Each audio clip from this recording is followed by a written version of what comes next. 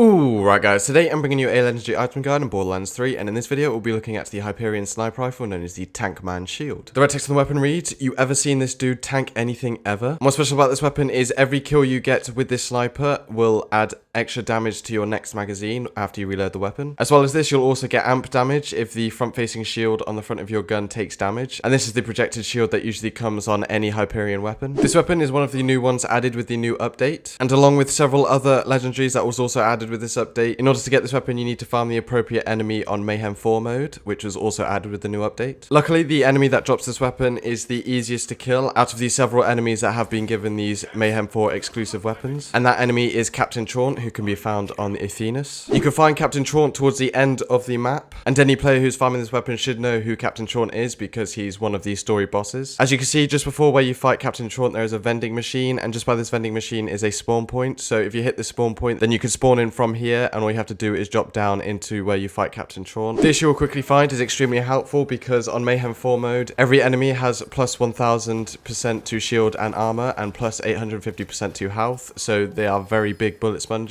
And because of this, if you go into this fight without a proper build, then you'll find that Captain Traunt can take quite a while to kill. They're not difficult per se because they won't have increased damage, and you'll find that you'll die just as quickly in Mayhem 4 mode as you will in normal mode, but they do take a lot more damage in order to kill them, and you'll find that this is where most of your time will go in each run. I don't know if it's just me, but once I saw the ability on this gun, I started to play it a very conservative playstyle. With it being a sniper rifle and a Hyperion sniper rifle at that, you can find that it'd be very difficult to get one-shot kills while running and gunning. And because of this, I found myself sitting back a lot more in order to get those headshots and make sure I was using my ammo efficiently, just because the magazine only has a limited amount of bullets, and when that reloads, then that's when the cut-off point ends for how much damage will carry over to the next magazine. You may also be thinking to yourself, well, surely if you can make sure that your ammo regenerates, then you can potentially get an infinite stack onto the damage that you can deal with the next magazine. Personally, I haven't tried this, but Moze would definitely be a very good contender for using this weapon just because of the skills that she has in order to regenerate ammo in her magazine. For example, I can find this being especially useful in the new raid of Maliwan Blacksite. On Moze, you could use this gun all the way up until the Valkyrie Squad or even further up until Wotan. You could potentially go through the entire thing without reloading and racking up kills in order to get a massive increase to damage on your reload,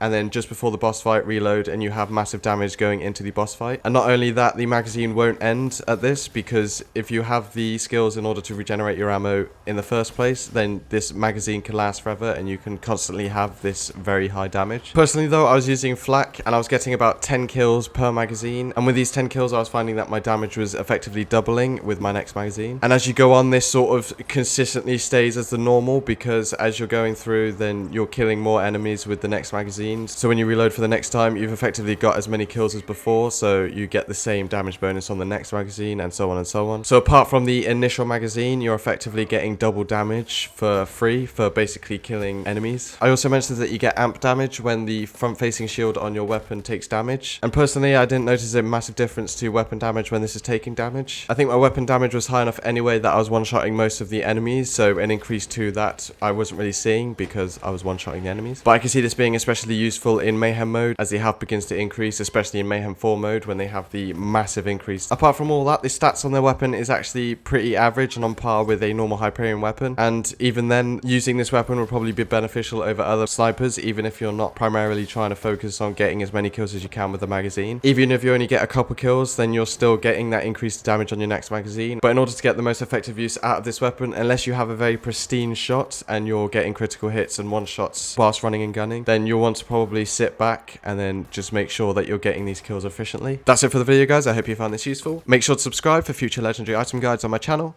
and yeah, see you in the next video.